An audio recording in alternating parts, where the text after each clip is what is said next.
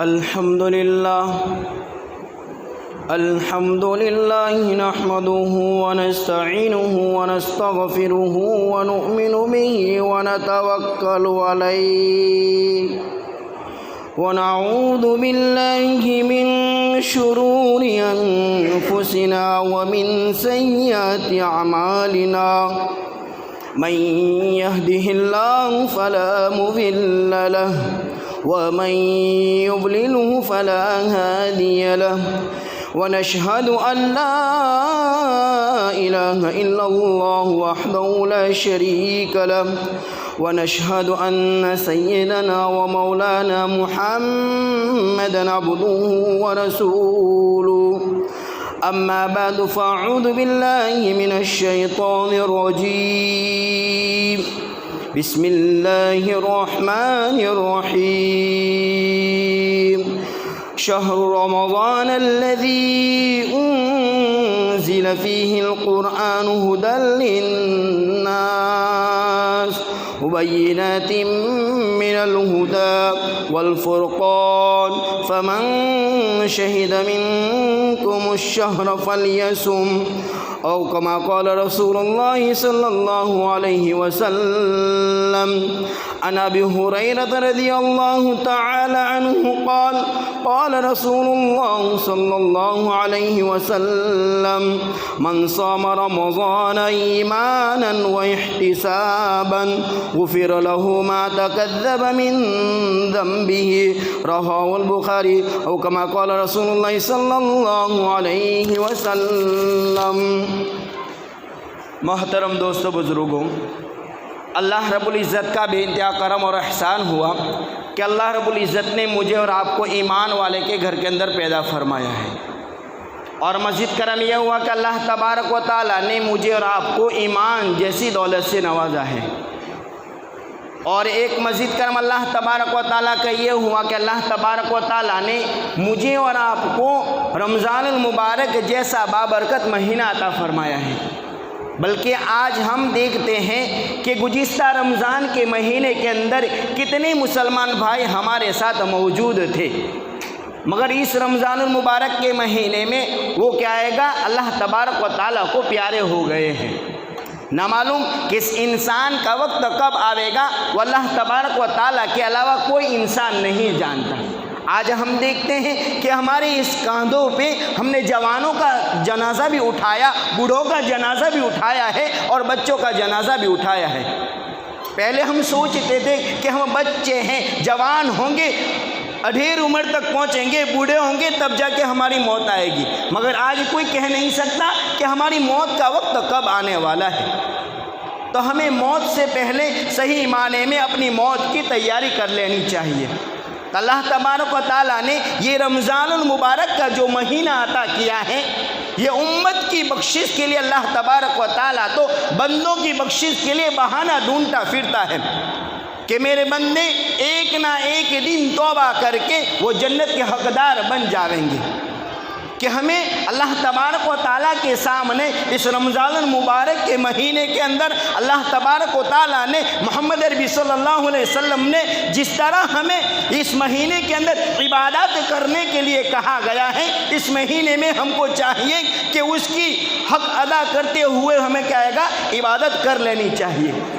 بلکہ کتابوں میں آتا ہے کہ رمضان المبارک کا مہینہ آتے ہی اللہ تبارک و تعالیٰ شیطانوں کو بند کر دیتے ہیں، جنت کے دروازے کھول دیے جاتے ہیں، رحمت کے دروازے کھول دیے جاتے ہیں، اور دوزخ کے دروازوں کو بند کر دیا جاتا ہے. اللہ تبارک و تعالیٰ فرشتوں کے پوچھتا ہے کہ میرے فرشتوں، میرے بندے کیا کر رہے ہیں؟ فرشتے کہنے لگتے ہیں کہ بارک تعالیٰ تیرے بندے کیا ہے گا، دن کو روزہ رکھتے ہیں اور رات کو تراویح یعنی نماز پڑھتے ہیں. تو اللہ تبارک و تعالیٰ تمام فرشتوں کو کہہ دیتا ہے کہ تم اپنی عبادت کو چھوڑ دو. عرش کے فرشتے جو عرش اٹھانے والے ہیں ان کو کہتا ہے کہ تم اپنی اس عرش کی عبادت کو چھوڑ دو، اپنی عبادتوں سے غافل ہو جاؤ اور میرے روزے دار بندوں کی دعاؤں پر تم آمین کہو. آج ہم دیکھتے ہیں کہ اپنے روزے رکھنے کے باوجود دین کو بیٹھ لیتے ہیں چکلے میں، چوراہے کے اوپر اپنے دین کو، اپنے راتوں کو ایسے ہی گزار دیتے ہیں اور ایک دوسرے کی غیبت کے اندر اپنے وقت کو بیکار کر دیتے ہیں۔ بلکہ رمضان المبارک کا مہینہ اللہ تبارک و تعالیٰ جس بندے کو دیتا ہے تو اللہ تبارک و تعالیٰ اس بندے کو ولایت دینا چاہتا ہے۔ در حقیقت میں یہ رمضان المبارک کا جو مہینہ ہے اللہ تبارک و تعالیٰ اپنے بندوں کو ولی بنانا چاہتا ہے، مگر ہم جو ناکارے ہیں تو ہم اب صحیح معنی میں اللہ تبارک و تعالیٰ کی عبادت نہیں کرتے کہ اللہ تبارک و تعالیٰ نے یہ جو رمضان المبارک کا مہینہ عطا کیا ہے کہ اس رمضان المبارک کے مہینے کے اندر ہمیں اللہ تبارک و تعالیٰ کی عبادت کرتے ہوئے کہ اللہ تبارک و تعالیٰ نے کہا کہ تم لوگوں کے تم پر روزے فرض کر دیے گئے ہیں جیسا کہ پہلی امتوں کے اوپر فرض کیے تھے۔ یہ وہ روزے ہیں تاکہ تم پرہیزگار بن جاؤ۔ اس کے بعد اللہ تبارک و تعالیٰ نے پرہیزگاری جو چاہتی ہے وہ دل کی تقویٰ سے آتی ہے، اور تقویٰ کے اعتبار سے اللہ تبارک و تعالیٰ انسان کو ولایت تک پہنچا دیتا ہے۔ ولی کون ہوتا ہے؟ جو ولی ہوتا ہے وہ اللہ تبارک و تعالیٰ کے معاملوں سے ہر وقت ڈرتا رہتا ہے۔ وہ اپنی زبان سے کسی مسلمان کی غیبت نہیں کرتا، اس کے دل کے اندر کسی مسلمان کے بارے میں کینہ کپٹ بغض عداوت نہیں رہتی۔ ولی وہ ہوتا ہے کہ وہ اپنے آپ کو جھکائے رکھتا ہے، اپنے آپ کو بڑا نہیں سمجھتا، وہ متکبر نہیں ہوتا۔ اللہ تبارک و تعالیٰ کی جو تکبر کی چادر ہے وہ اپنے اوپر اوڑھنے والا نہیں ہوتا، ولی اس کو کہتے ہیں۔ پھر جو انسان ولی بن جائے گا تو اللہ تبارک و تعالیٰ سے ہر وقت اللہ سے ڈرنے والا ہوگا۔ تو یہ رمضان المبارک کا جو مہینہ ہے اللہ تبارک و تعالیٰ نے اپنے معصوم فرشتوں کو کہا کہ میرے بندوں کی روزے کے وقت اس وقت جو دعا کرتے ہیں ان کی دعاؤں پر تم آمین کہا کرو۔ آج ہم اپنی افطاری کا وقت قریب ہوتا ہے تو افطاری کے سامان خریدنے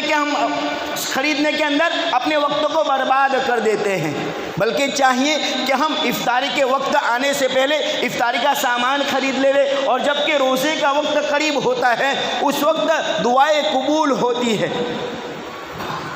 اور جبکہ اس رمضان المبارک کے مہینے کے اندر جو انسان رمضان المبارک کا مہینہ پا لے اور اپنی مغفرت نہ کراوے تو اس کے لیے اس سے بڑھ کر ہلاکت کیا ہوتی ہے۔ آپ لوگوں نے بارہا سنا ہے کہ اللہ کے نبی صلی اللہ علیہ وسلم جبکہ اس منبر پر چل رہے تھے اور اس وقت 3 دعاؤں پر اللہ کے نبی صلی اللہ علیہ وسلم نے آمین کہا تھا۔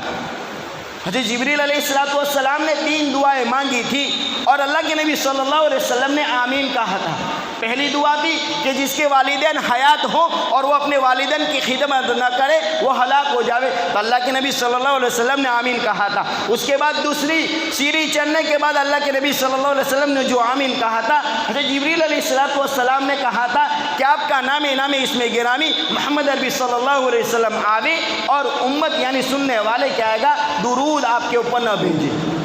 اس کے اوپر کوئی بات کرنا گوارا نہیں ہے، مگر تیسری بات جو اللہ کے نبی صلی اللہ علیہ وسلم نے جو آمین کہا تھا حضرت جبریل علیہ السلام کی دعا تھی کہ جس انسان کی زندگی کے اندر رمضان المبارک کا مہینہ آئے اور اپنی بخشش نہ کرا دے۔ حضرت جبریل علیہ السلام کی دعا کتنی سخت ہے اور اس کے اوپر اللہ کے نبی صلی اللہ علیہ وسلم کی آمین کا کہہ دینا یہ تو کیا ہے گا سخت در سخت ہو گئی۔ یہ ہلاکتی کا درجہ یہ ہے کہ ہلاکتی کا معنی یہ نہیں ہے کہ پنکھا ٹوٹ کر ہمارے اوپر گر جائے گا، چھت ہمارے اوپر گر جائے گی، ہم برباد ہو جائیں گے، بلکہ ہلاکتی کا معنی یہ ہے کہ اللہ تبارک و تعالیٰ کیا ہے گا اس کے دل کو سخت کر دے گا، اس کے دل کو پتھر بنا دے گا۔ آج ہم دیکھتے ہیں کہ پتھر کے اوپر کوئی بات اثر نہیں کرتی، اس کی وجہ سے جب انسان اپنے رمضان المبارک کے اندر اپنی بخشش نہ کراوے تو اللہ تبارک و تعالیٰ اس کے دل کو کہے گا سخت پتھر کے مانند بنا دیتا ہے، تو اس کے اوپر کوئی نصیحت اثر نہیں کرتی، چاہے اس کو صحابہ کے قصے سنا دیے جاوے مگر اس کے اوپر کوئی بات اثر نہیں کرتی، وہ اچھی بات کو اپنے اندر نہیں لیتا۔ تو ہمیں چاہیے کہ اس رمضان المبارک کے اندر جو اللہ تبارک و تعالیٰ نے ہمیں رات کو عشاء کی نماز کے بعد جو تراویح دی ہے وہ 20 رکعت ہمیں تراویح پڑھنی ہے۔ کتابوں میں آتا ہے کہ 20 رکعت تراویح کے اندر ہر سجدے میں اللہ تبارک و تعالیٰ 1500 نیکی دیتا ہے، اور ہر سجدے کے بدلے میں اللہ تبارک و تعالیٰ جنت میں ایک یاقوت کا محل بناتا ہے، جس محل کے 7000 دروازے ہوتے ہیں۔ آج ہم دیکھیں، غور کریں کہ 20 رکعت تراویح کے اندر 40 سجدے ہوتے ہیں، تو جو انسان اپنی زندگی کے اندر رمضان المبارک کے اندر 20 رکعت تراویح اطمینان کے ساتھ پڑھے گا تو ہر سجدے کے بدلے میں اللہ تبارک و تعالیٰ 1500 نیکی دے گا۔ 20 رکعت کے اندر 40 سجدے ہوتے ہیں، اس کی 60,000 نیکیاں ہوئی، اور 60,000 اس کے جنت کے اندر محل بن جائیں گے۔ کیونکہ ہمارے وقتوں کو ایسے ہی ضائع کر دے ہوئے، یہاں مسجد میں تراویح ہوتی ہے اور آج ہم کیا ہے گا چکلے کے اندر گپے لگاتے نظر آتے ہیں۔ ہماری زندگی اس سے بڑھ کر ہلاکتی والی کون سی ہو سکتی ہے کہ اللہ تبارک و تعالیٰ ہمیں بخشنا چاہتا ہے، اللہ تبارک و تعالیٰ ہمیں انعام دینا چاہتا ہے، مگر ہم اپنی بخشش کے لیے اللہ کے سامنے نہیں جاتے، انعام لینے کے لیے آگے نہیں بڑھتے۔ ہمیں چاہیے کہ اپنے وقت کو فارغ کر کیا ہے گا اپنے وقت کو باتوں کے اندر، لغویات کے اندر گزارنے سے بہتر ہے کہ ہم اپنے وقت کو اللہ تبارک و تعالیٰ کی عبادت کے اندر لگائیں۔ اسی طرح جو انسان 20 رکعت تراویح پڑھتا ہے 60,000 نیکیاں ہو گئی، 60,000 اس کے یاقوت کے جنت میں اللہ تبارک و تعالیٰ محل بنا دے گا، اور 60,000 درخت لگا دے گا۔ وہ درخت ایسا ہوگا کہ پوری زندگی لگاتار تیز رفتار گھوڑا دوڑتا رہے، تب تک بھی اس کا سایہ ختم نہیں ہوگا۔ اللہ تبارک و تعالیٰ انعام دینا چاہتا ہے، رحمت والا مہینہ ہمیں دے دیا ہے، مگر اللہ تبارک و تعالیٰ کی رحمت سے ہم کوسا دور نظر آتے ہیں۔ ہمیں چاہیے کہ اللہ تبارک و تعالیٰ کے سامنے اپنے آپ کو گر گرا کر اپنی رحمت، اللہ تبارک و تعالیٰ کی رحمت کے اندر اپنے آپ کو لانے کے لیے اللہ تبارک و تعالیٰ کے سامنے ہمیں اپنے گناہوں کی نحوست کی دعا مانگنی چاہیے کہ اللہ تبارک و تعالیٰ ہمیں اپنے گناہوں کی نحوست سے کیا آئے گا بچا لے لے، اور شیطانی اثرات سے بھی اللہ تبارک و تعالیٰ مجھے اور آپ کو محفوظ رکھے۔ ہم دیکھتے ہیں کہ ہمارے گھر کے اندر شادی ہوتی ہے تو ہم کئی مہینوں سے پہلے کیا آئے گا اس کی تیاری میں لگ جاتے ہیں۔ اللہ کے نبی صلی اللہ علیہ وسلم جب کہ رجب المرجب کا چاند دیکھتے تھے، اس وقت سے کیا آئے گا رمضان المبارک کی تیاری میں لگ جایا کرتے تھے۔ آج ہم کیا آئے گا 2 دن باقی ہے رمضان المبارک کا مہینہ آنے کے، ہم اگر اس کی تیاری میں تو نہیں لگے، آج کیا ہے گا انسان اپنے آپ کو گناہ میں ڈالتا جاتا ہے، پھر کہتا ہے کہ میری روزی میں برکت نہیں ہے، میری زندگی میں برکت نہیں ہے، میرے گھر کے اندر بیماریاں آ گئی ہیں۔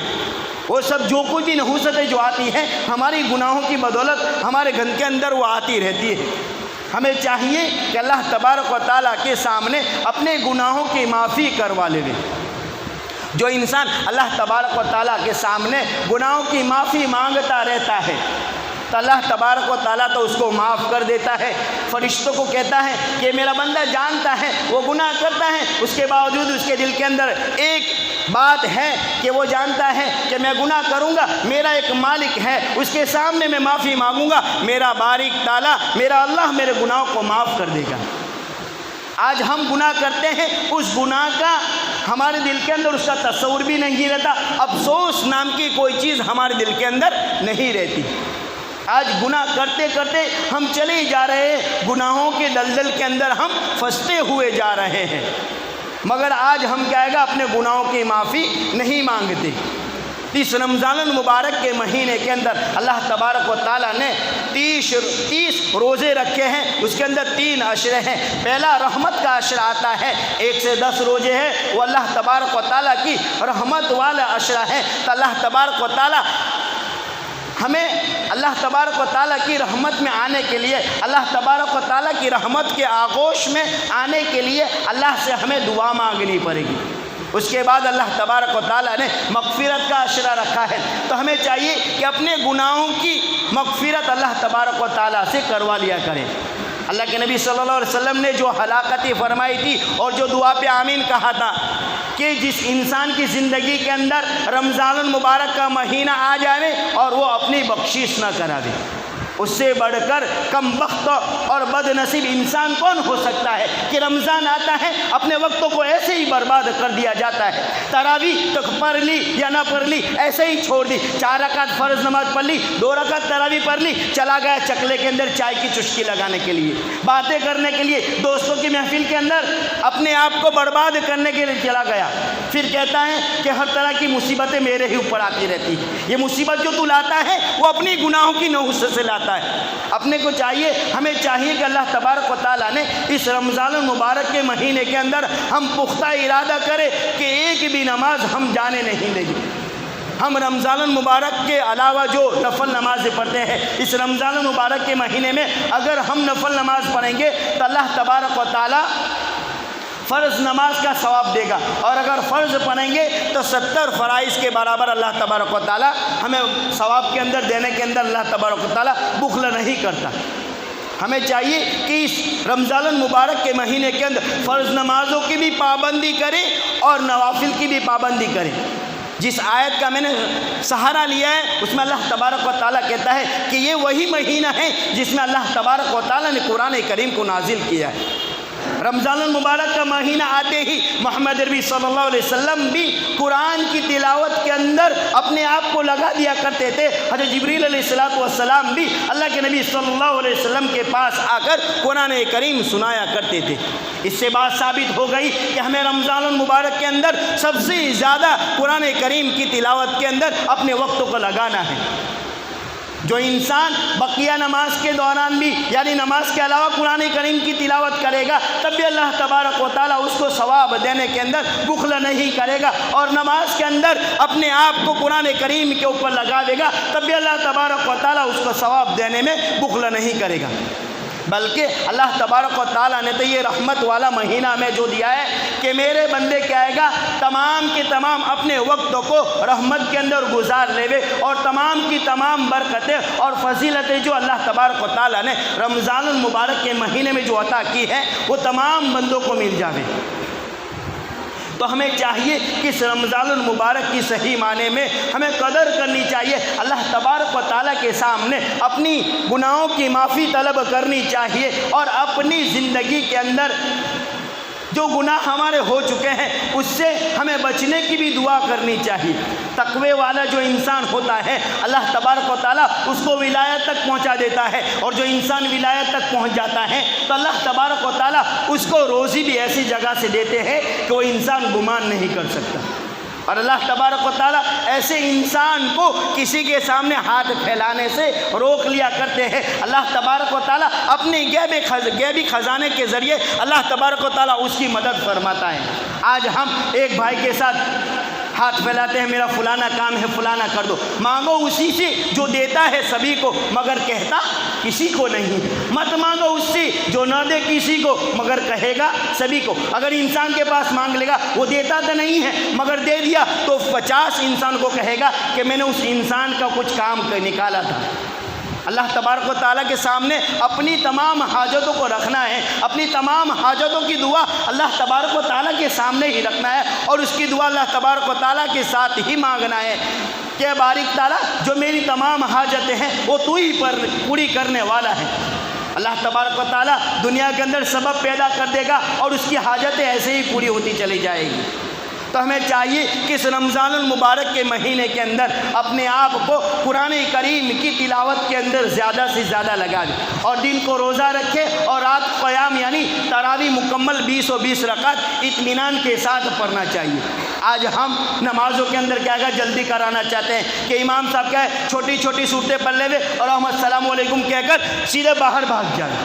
ہمیں ایسا نہیں سوچنا چاہیے. اگر انسان سوچتا ہے تو پھر اللہ تبارک و تعالیٰ بھی کیا آئے گا اس کو ثواب دینے کے اندر اللہ تعالیٰ بھی سوچے گا کہ اس نے کیا آئے گا نماز کے دوران ایسا سوچا تھا کہ میں چھوٹی چھوٹی صورتوں والی نماز جلدی ادا کر لوں اور اپنے گھر پہ چلا جاؤں. گھر پہ جا کے کیا کرو گے؟ ہمیں چاہیے کہ اپنی زندگی کے دوران اپنی موت سے پہلے, موت آنے سے پہلے کیا آئے گا موت کی تیاری کر لینی چاہیے. موت کب آنے والی ہے ہم نہیں سوچ سکتے. آج ہم دیکھتے ہیں کہ ہر انسان اپنی مستی کے اندر مست ہوتا جا رہا ہے. دیکھتے ہیں کہ دنیا کے اندر جگہ جگہ مسلمان پریشان نظر آتے ہیں. یہ ہم نے کیا ہے اللہ تبارک و تعالیٰ کے احکام کو ہمیں پس پشت ڈال دیا ہے، اس وجہ سے ہمیں کیا ہے یہ تمام حالات کا سامنا کرنا پڑتا ہے۔ اگر اللہ تبارک و تعالیٰ کے احکام کے اوپر ہم پورے اتر جائیں گے تو اللہ تبارک و تعالیٰ کیا ہے تمام حالات کو ہمارے دماغ کے، ہمارے دل کے موافق بنا دے گا۔ مگر سب سے پہلے اپنی ذات کو اللہ تبارک و تعالیٰ کی سوچ کے موافق ہمیں بنانا چاہیے کہ اللہ تبارک و تعالیٰ نے اس مہینے کے اندر ہمیں کس طرح عبادت کرنے کا کہا ہے، کس طرح روزے رکھنے کا کہا ہے۔ آج انسان روزہ رکھتا ہے تو دو انسان جمع ہو جاتے ہیں تو تیسرے انسان کی غیبت شروع کر دیتے ہیں۔ اللہ کے نبی صلی اللہ علیہ وسلم نے کہا کہ جو انسان کسی دوسرے انسان کی غیبت کرتا ہے تو اس کا روزہ وہ کیا ہے پھاڑ دینے والا ہے، یعنی اس کا روزہ ٹوٹ جایا کرتا ہے۔ اور اللہ کے نبی صلی اللہ علیہ وسلم نے جو بات بتائی کہ روزے دار کی جو منہ کی بدبو ہے، جو معدے سے نکلنے والی ہے، وہ اللہ تبارک و تعالیٰ کے نزدیک مشک سے بھی زیادہ بہتر نظر آتی ہے۔ وہ کیسے روزے داروں کے لیے؟ جو قرآن کی تلاوت کرنے میں اپنے آپ کو لگاتا ہو، جو غیبت سے رک گیا ہو، جو اپنے ہاتھ سے کسی مسلمان کو تکلیف پہنچانے سے رک گیا ہو، اس کی منہ کی خوشبو اللہ تبارک و تعالیٰ کے نزدیک کیا آئے گا؟ وہ مشک سے زیادہ ہوگی۔ اگر ہم نے روزہ رکھ لیا، غیبت کر لی، کسی کا بغض، کسی کا کینہ ہمارے دل کے اندر موجود ہے، تو ہمارے منہ سے نکلنے والی جو بدبو ہے وہ اللہ تبارک و تعالیٰ کے نزدیک کہاں سے مشک سے بھی زیادہ خوشبودار ہوگی؟ وہ تو بدبو ہی نظر آئے گی۔ ہمیں چاہیے کہ اللہ تبارک و تعالیٰ اس رمضان المبارک کے اندر ہمیں زیادہ سے زیادہ قرآن کریم کی تلاوت کرنے والا بتائے۔ اور ایک بات ہے کہ ہمارے حضرت مولانا حسین احمد مدنی نور اللہ مرکزہ نے لکھا ہے کہ جو انسان فجر کی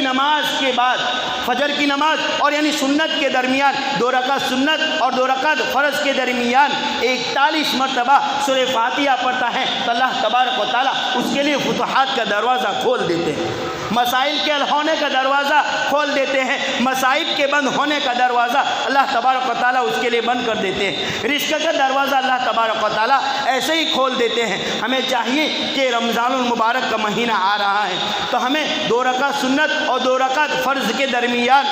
41 مرتبہ سورہ فاتحہ یعنی الحمد شریف ہمیں پڑھتے رہنا ہے، تو اللہ تبارک و تعالیٰ ہماری دنیا بھی آسان کر دے گا اور آخرت بھی آسان کر دے گا۔ اللہ تبارک و تعالیٰ کہیں سنی باتوں پر عمل کرنے کی توفیق عطا فرمائے۔ وآخر دعوانا الحمد للہ رب العالمین۔